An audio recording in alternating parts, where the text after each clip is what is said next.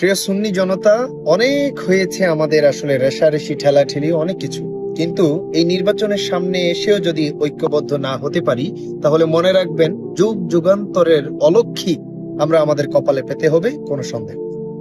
আমাদের তরুণ প্রজন্মের যারা আছে তাদের উপর অন্তত আলহামদুলিল্লাহ যুবকদের একটা আস্থা রয়েছে, ভরসা রয়েছে।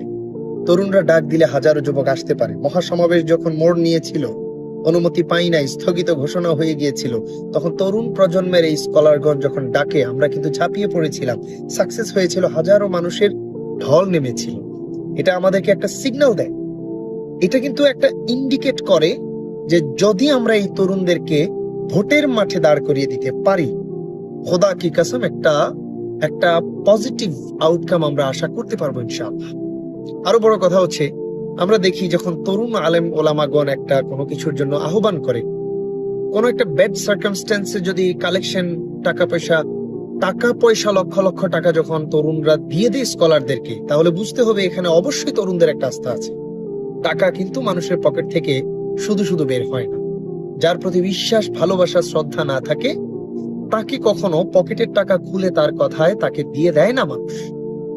যেহেতু তরুণদের এই জায়গাটা আছে, তরুণদের অনলাইন অফলাইনেও আলহামদুলিল্লাহ হাজারো লাখো মিলিয়ন ফ্যান ফলোয়ার আছে, তাহলে বুঝতে হবে আমাদের মাঠে এই তরুণরা শুধু আমাদের ইসলামিক আলোচক বা স্কলারই নয়, এই তরুণরাই আমাদের ভবিষ্যতের রাহবার এবং যোগ্য ব্যক্তিত্ব, যারা মাঠে বাতেলের উৎপাতের সামনে খেলে হকের ঝান্ডাকে তুলে ধরতে পারবে ইনশাআল্লাহ।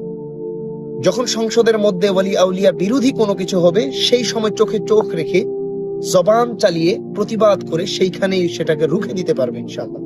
এবং এদেরকে সংসদে যদি পাঠানো যায়, খোদা কি কসম সময় উপযোগী আমাদের যে লিডিং প্রয়োজন, আমাদের যেই সময় উপযোগী নেতৃত্ব প্রয়োজন, এটা আমরা পাবো ইনশাআল্লাহ।